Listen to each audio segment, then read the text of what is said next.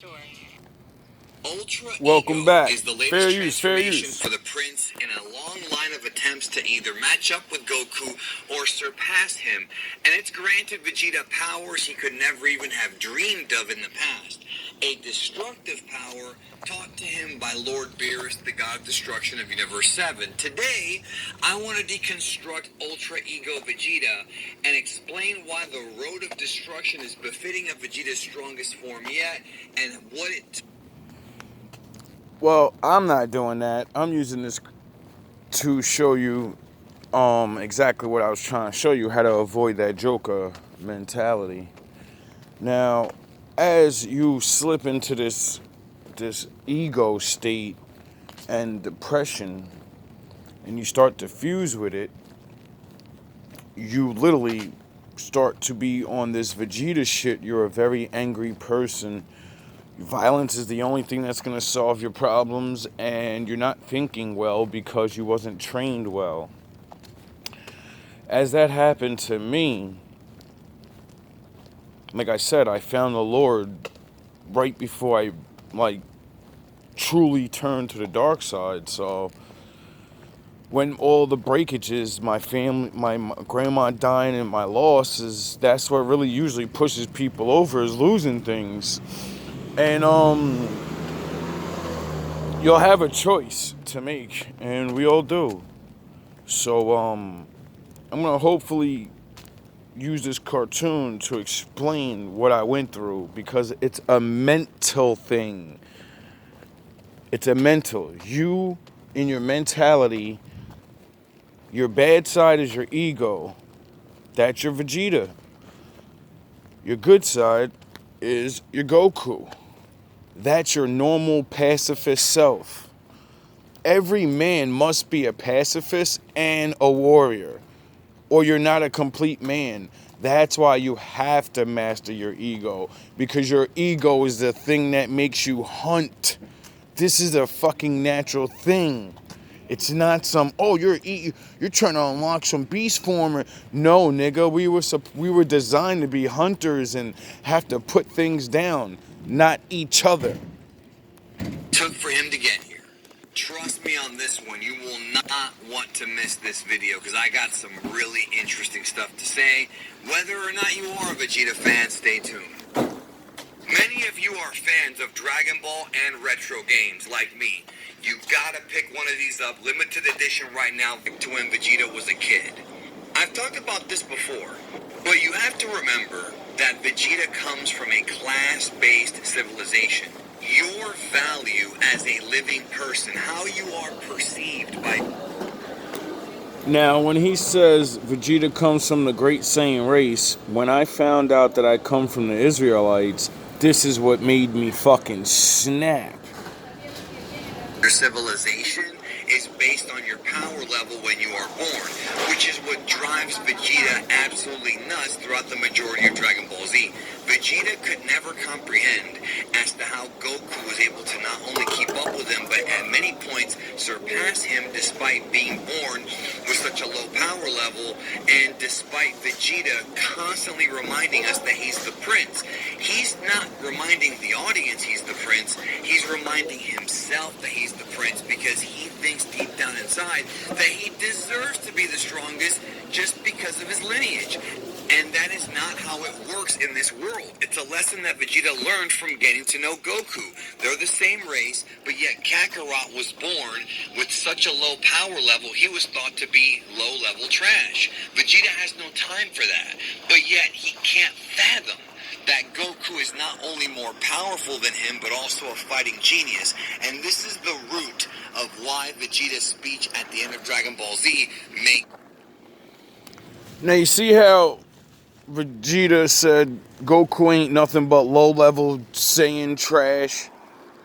This is what the fuck I'm trying to say. I'm black, so we get treated like low-level trash.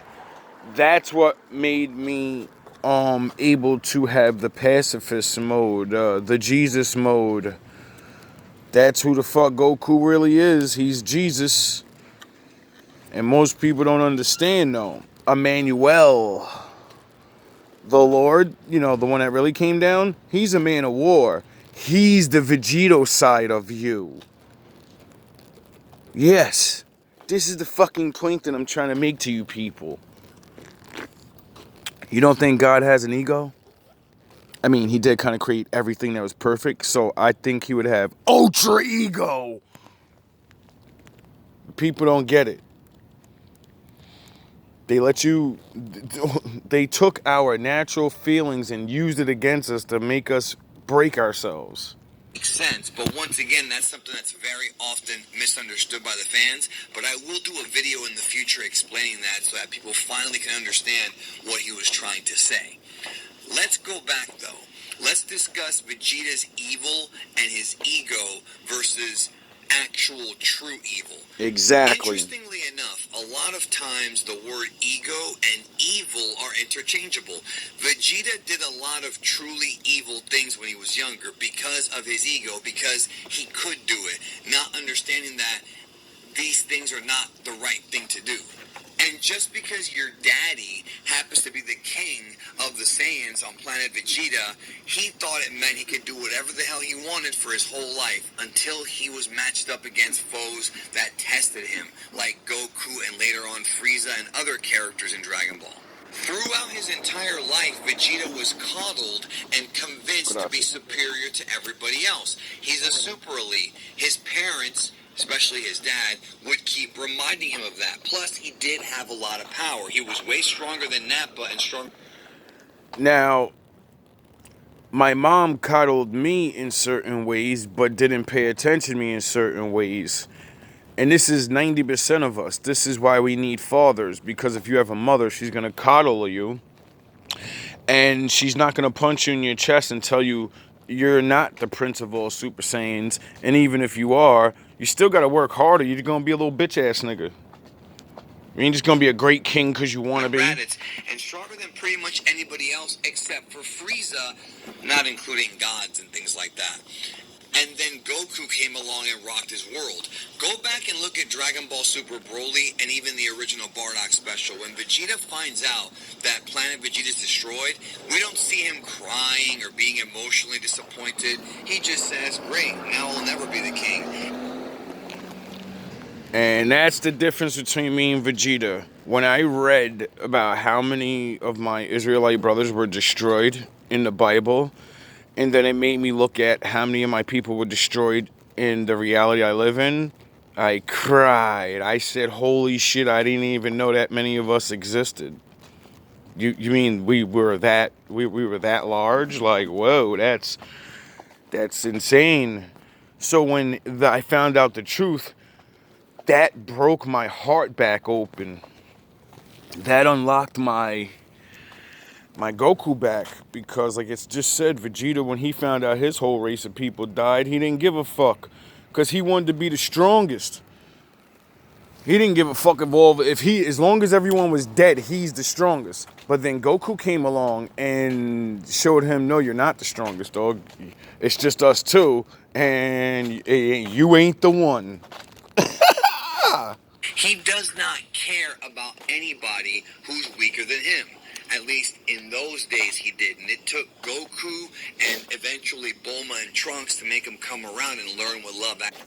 Okay, so the most bloodthirsty lust machine in the fucking galaxy got calmed down by a woman.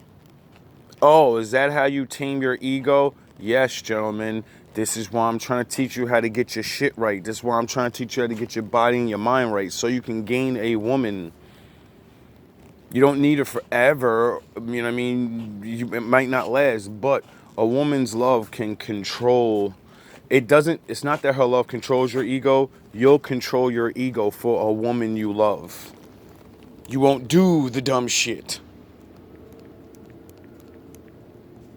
Actually was. Now, why does he not care? Because Vegeta does not value anybody who's weaker than him. He just doesn't throughout most of his life. This is why Vegeta never wished for Planet Vegeta to come back. This is why he never cared to bring back his own race, because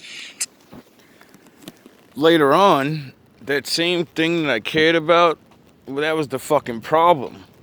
me caring about everybody made me want to care about my family members and all the people around me. And they were the ones doing me fucking dirty, though. So then I really was trapped in Vegeta mode.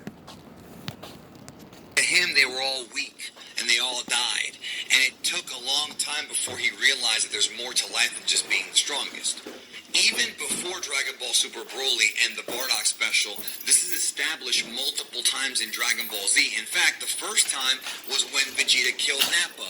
Nappa was Vegeta's, best friend. These guys had wars together. They traveled all over the universe collecting planets. These guys bonded for a long time, but he soon saw that when Nappa lost to Kakarot, he was of less value to him, and thus Vegeta blew him up and did not give a damn. Now, there are similarities to...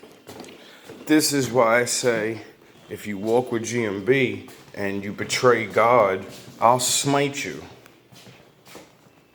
This when it comes to Beerus, but they're not quite the same. Beerus has the unfortunate, or some would say fortunate, job of being the god of destruction of Universe 7, which means that it's his job to keep the universe in balance with the Supreme Kais, who are the gods of creation. So Beerus has to destroy people. And Beerus has gotten to the point where destroying civilizations and planets and living beings don't really affect him that much. Beerus is just a representation of an angel, which is a representation of the Lord. And yes, the Lord doesn't have a problem with smashing you people to dust. So, wouldn't he teach his disciples to not be a bitch ass nigga? Because you might have to, circle a fucking town and destroy everyone in it. Granted, there are some exceptions, but when you're going to take the job of being a GOD, you have to, in your head, not have sympathy for those who have died, not be soft-natured, and be able to just destroy because it's your... Meet the task juggler, It's the a time job. saver, and the budget keeper. 3 people who... Now, obviously, there may be some guilt in Beerus, but we never really see it. And that's kind of the similarities between Vegeta, the old Vegeta, and Beerus. Vegeta going fits with him, but there's a lot more to it than just that. Let's go back to Dragon Ball Z and to the Frieza saga. Vegeta considers himself the solo example of what the Saiyans are supposed to be. The reason why he takes all of the sins onto himself is because he believes that he's obligated to be the ultimate example of what the Saiyans are. That's what he thinks Saiyans should be. So because of that... Oh, so Vegeta's this bad guy that wants to take on all the sins of his race. That's what Emmanuel did. He failed to defeat Frieza, which broke his confidence, which broke his will to fight, and he pretty much, in a way, transferred his true desires onto Goku while he was dying. He told Goku that Frieza must be killed at the hands of a Saiyan. He wants Goku to have no mercy, and it takes Frieza killing Goku's best friend to truly hit his Saiyan roots, have much less mercy, and become the Super Saiyan that Vegeta wanted to become. And just to clarify... So, Vegeta's ego got out of control so much that he thought he was ready to take the final test and got killed for it. And then, before he dies, he told Goku finally of his people, the Israel, and it made Goku understand now, oh shit, alright, I'm not just fighting for these Earth people, I'm fighting for people that I never knew, I'm fighting for the father that I never knew. This guy took my father from me, and I never knew. And that's what allowed Goku to hit Super Saiyan, because he allowed a part of rage to come in him. But since Goku was always trained to be good, always on that Jesus shit, when it came time for him to put somebody down, he couldn't do it. He couldn't draw more power. So that's when Vegeta let him know, look, you gotta let that shit go, bro. He's gonna kill you, and the only way to beat him is by us saying it's prophesied. And when I say transfer, I don't mean literally give Goku power, but he sort of figuratively tries to pass on to Goku what needs to be done to Frieza. Goku will never be a destroyer. He'll never be a Beerus or a Vegeta. He's more of a martial artist, more of a guy who likes competition, but doesn't want to wipe you out if you're weaker than him. He just wants you to get stronger. Vegeta never really cared about that throughout most of his life until the time came when he began to have more empathy for others, thanks to Kakarot, as well as the way that he bonded with Bulma and Trunks during the 7-year time skip. When Goku was dead during those 7 years after the end of Cell and the beginning of the Buu saga, Vegeta didn't have Kakarot anymore, so he bonded a lot closer with Bulma and Trunks, and that's how he got soft, which is why he atoned for his sins against Majin Buu and blew himself up, because he didn't want to go back to that. He thought it was the only way to catch up in power, and it was a huge mistake. I covered this in explicit detail in my Majin Vegeta Explain video. Dragon Ball is a lot deeper than you realize, guys, when you really look at it like this. Yes. But I digress. I Vegeta digress. continued to show this side of him into Dragon Ball Super. First of all, in Resurrection F, when he tells Frieza that he needs Goku to be his, I guess you can call it his measuring stick, and he wants to keep Goku alive, as well as later on in the Universe 6 arc, and even in Tournament of Power, where Vegeta shows sympathy for Kaba being a young member of his race, wanting to kind of mentor him. Vegeta has really changed a lot, even into Dragon Ball Super. So if somebody ever tells you that Vegeta got no development in Super, that's BS. He really did. Do you really think that the Vegeta of old would have ever grasped onto his daughter and refused to train because his wife is pregnant? Come on, bro. That's not Vegeta from Dragon Ball Z. That's a new character. That's an evolved man who realized... That's a man that has went into the Shadow Realm and came out victorious and let go of his envy and jealousy of someone and said, fuck that, I'm on this nigga's team, there's no need to be better than him, but I'm gonna keep on training, and I wanna get better, but I'm not gonna be mad that I'm not better than him. It's obviously natural that he's the one and I'm not, and it's okay. Is what the right thing to do is now, and really became a better husband than anybody could have ever thought. There's really? an internal struggle with Vegeta, because while Bulma and Trunks did domesticate him, and later on, of course, his daughter, inside he knows, or at least he thinks, that he has to go back to his roots when he fights. So Goku's the good guy, right?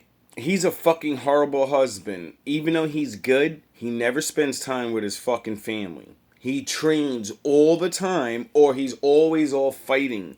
Vegeta is supposedly the bad guy, and he finds a wife, has a kid, and literally stops fucking around and goes, you know what, I need to figure out this husband thing. I want to be a good husband. I was already a great warrior. Now I want to be a great husband and a great father. I think Emmanuel would teach us to be with our families and not, gain all this power and run around and train for the rest of your life and never enjoy your family. I don't think that's what the Most High would send his son for us to learn. almost like Vegeta channels that ruthlessness when he fights, and he feels like that's the only way to truly achieve the maximum amount of power it takes to not only catch up to Goku, but to be the best fighter he can be. Now, I hope that you're following me, and once again, I invite you to watch the Majin Vegeta Explain video, because what I'm about They- to you fits in with that. If you remember, Vegeta could not be controlled by Babidi. Babidi gave him the Majin upgrade, but Vegeta could not be controlled by him, and ultimately Vegeta did it to gain that. In this, what he's talking about is they meant a bad guy back in the day that could cast spells on people, and when he did, it made you stronger, but you gave all your willpower up to this person, and now they control you. And because Vegeta had so much pride of being a Saiyan, when he let the guy put the spell on him, and he knew it wouldn't work on him, it would just power him up because his pride was so strong mentally, he could not be controlled. boost in power, but unlike other characters, Babidi had no control over him. And some would say it's because Vegeta's too powerful, but that's not the only reason. It's also because of the fact that Vegeta is pure ego. He wants to satisfy his ego by catching up to Goku and beating him even after he was domesticated. Vegeta's ego would never allow him to be taken over by somebody else. He wants to be his own man even when he makes mistakes like this. Now do you see why I use these references? How many times I'm making videos about bitches putting spells on me? How the fuck do you think I made it through? My fucking ego side, my jack side, my no, I know something's wrong and I'm not gonna let this shit stop me. And I'm going to push through this and stay the fuck away from this person and work on myself and become better and pray to the Lord. Because ultimately, when he did this, it led to Majin Buu being hatched and millions of people dying. And Vegeta knew what would happen, and he still did it because his ego took over. It was all about him, and nobody else, which is why he apologized when he was going to sacrifice himself, knowing he had to do it because he didn't want to put the lives of Bulma and Trunks in danger, the people who he really cared about at this point in his life. So Vegeta literally sacrifices himself for the whole world. But only why is because the Bible says your sin will lead to your destruction. Because he didn't fully understand to let his ego go and not fight Goku and just fight the fucking guy with him instead of he was the reason it came out. So he killed himself for that because he knew he had to get rid of this thing at any cost now. And unfortunately, he made Goku tired. So now Goku gotta get rested and get better. And the fate of the world rests on the good side. Like I said, it's almost like Vegeta's kind of fighting with himself. Yes. In a way. He wants to be, he still has, not wants to be, but he still has that ruthless nature inside of him. You can't but let your ego go. That Goku's ways, Goku's much more passive and positive outlook on life is something that he kind of wants as well. You know, it's very interesting because his changes don't happen overnight. It took years and years and years. But look at the end of the Majin Buu fight. If you remember, Goku wanted to spare Buu, talking about the fat Majin Buu, but Vegeta wanted to kill him because he was too dangerous. Now, both characters do make a lot of sense, and you can't really disagree with Vegeta. Buu was a problem for a very long time. And at this point, Vegeta has also witnessed genocide, not just caused by characters like Frieza and Buu, but caused by Vegeta himself. Bum, bum, bum. Think about it, folks. See? Now, when I realized all this truth about death of my people, it got me angry. But what brought me back is when I realized I killed one of my own when I had that abortion. So I'm just as worse as my enemy. I became my enemy. And that's when I said, nah, this rage and shit, now I'm going to turn it on you. They did that to them, but you did this to you. And you're fucking your shit up. So once you realize you're your own enemy, what, you gonna beat yourself up? You gonna blow your brains out? No. You fight yourself to not do that shit no more. Think about it. So now we're starting to tie things back into Dragon Ball Super. Vegeta, we saw a little bit of his guilt in the Moro arc when Vegeta felt bad about killing all those Namekians all the way back in the Frieza arc. But that brings us over to the Granola arc where Beerus is legitimately criticizing Vegeta's guilt. Why? Because Beerus, as a destroyer, feels that that guilt is unnecessary. He has to expunge the guilt out of his heart because that's his job. So for Vegeta to become Ultra Ego and really become a god of destruction in the eyes of Beerus, he has to let go of the guilt and realize that sometimes you have to destroy. Now, in this case, it's not Vegeta's job like it is Beerus's, but that power he wants to harness, that destructive Hakai energy, has to come from within. It's a mental game. Martial arts has always been about mind, body, and spirit. In Dragon Ball, through Z, a lot of GT, and a lot of... Oh, martial arts is about combining your mind, body, and spirit? I wonder where they got that from. Because the Bible's about connecting your mind, body, and spirit. Duh. Super. And although Super is not quite as well written as the older series, the tones of martial arts still stand, and the ability to have mind and body as one will always guide you to gaining the best amount of power. Look at Goku. The Kaioken is a technique that involves mind, body, and spirit. The same goes for Ultra Instinct. So Vegeta has to have a mind, body, and spirit that is guiltless, that is egotistical, only about himself. Are you following me now, folks? Hence, Ultra Ego. But I'm not done. I am not done. By the way, leave a like right now, because What have I been complaining about this whole time? Oh, I'm by myself. And then one video I'm happy, I'm on my Goku shit. And then the next video I'm wailing out, calling niggas out. Why? Because it's not a joke. And when you really are trying to transform your ego into the final stage, it's gonna bother you. Like, I go watch my first video. I say it on first video. I'm gonna transform in front of you, so you have no fucking choice. You have no excuses. this is one of the greatest videos of all time. Yeah, I said it. Ultra Ego. Oh my God, Geekdom's Ultra Ego. No, in all seriousness, I'm very proud of this, but we're not done yet. We're not done yet. So We're not done. remember how in the moral arc Vegeta acknowledges, albeit it sounded a bit sarcastic, that he's bound for hell. This is more of that ego. Don't forget that Vegeta's whole character throughout Z is that he has the Saiyan pride. You know, a Saiyan always keeps his pride. Pride and ego go hand in hand, folks. So Oh, really? for Vegeta to have a transformation that's really about something egotistical as Ultra Ego, even though he's not a bad guy anymore, you don't have to be evil to have an ego, or to at least tap into it when the time is right.